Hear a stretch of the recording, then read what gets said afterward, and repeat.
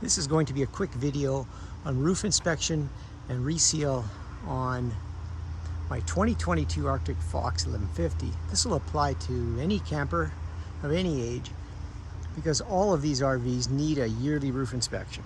I took delivery of this less than a year ago. I think it was end of last September.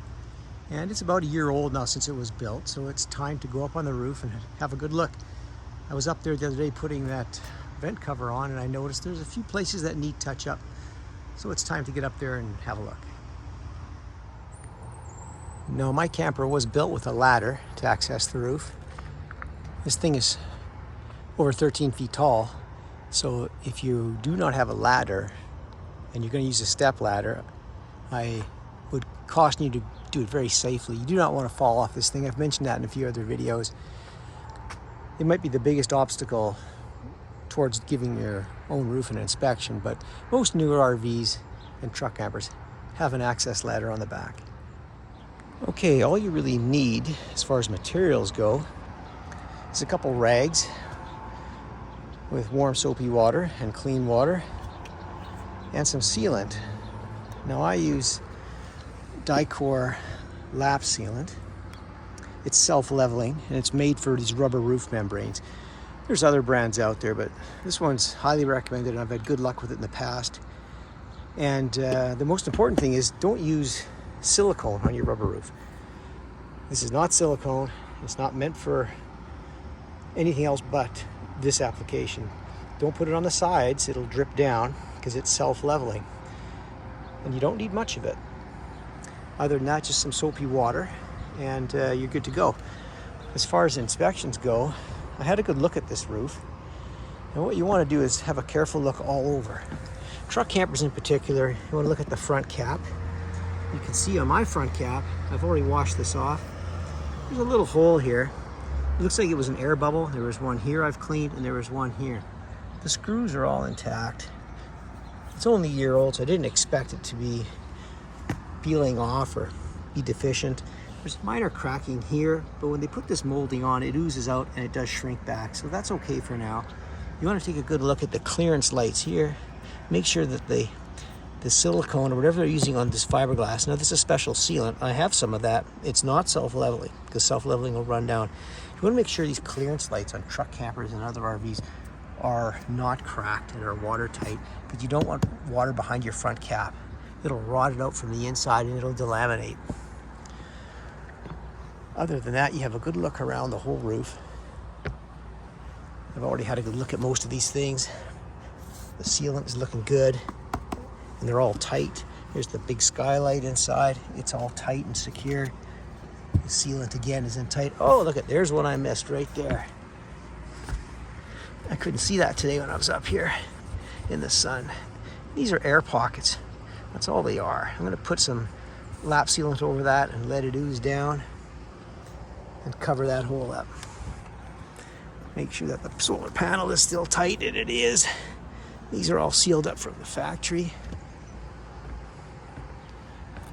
Grab your air conditioner gently and rock it, because these things are loose from the factory sometimes. You want them to be tight. Don't go crazy on it. Just make sure it's not loose. If it is loose, you can access it from the inside, and there's bolts to tighten it up, and that is an easy job that you can do yourself. The back skylight is all tight. This skylight here looks to be in good shape. Again, it's only a year old. There's one of those holes here, but it's not through yet. I might touch that up too. Might touch this up too. And of course, the stack for the bathroom is good. And the smaller solar panel is also good and gooped up. I've always noticed on this camper in particular, the back legs here are covered with sealant, which is good. But the front legs aren't. And I'm tempted to add some. I know there's sealant underneath, I can see it, but there's nothing over the top of the bolt. So I think I'm going to add some today. Good idea or not, if you've seen this on your camper, let me know what you do about this. I'm not sure, so I'm going to add some sealant to this just to touch it all up. I had to wait till evening because it was 34 degrees here today. Other than that, the roof is in good shape. On truck campers, you want to make sure your grab rail on the back is also sealed up. And pay attention to these little bolts that they seal up too, because water can run into the rail and down into here. So make sure the sealant on top is intact. This one's good.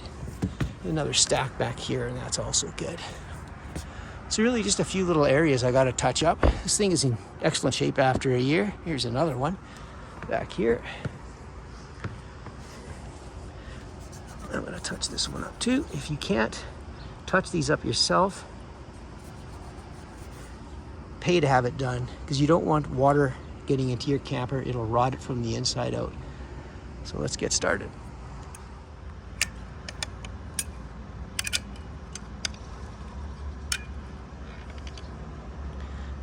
Now, you don't need a lot of this stuff. A little goes a long ways, but you can put it on as heavy as you want, because the factory certainly does, and it's expensive too. So just goop it on and let it flow out on its own. As you can see, I'm not putting a lot on. Doesn't need a lot. Just want to cover up these holes. You don't really have to be particularly neat about this, because the roof is the messiest thing on an RV. The factory certainly it doesn't take their time doing this. I think they just slather this stuff all over the place.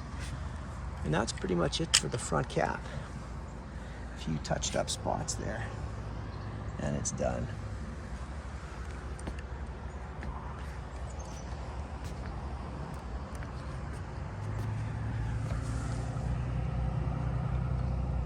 I'll get this spot here also on the skylight.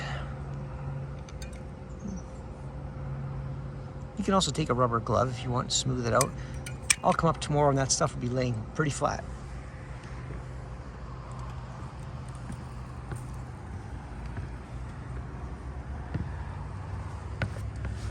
And this spot back here.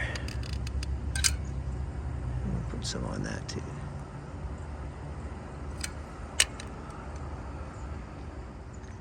After looking at this panel and how it's attached, I'm fairly certain they forgot this at the factory.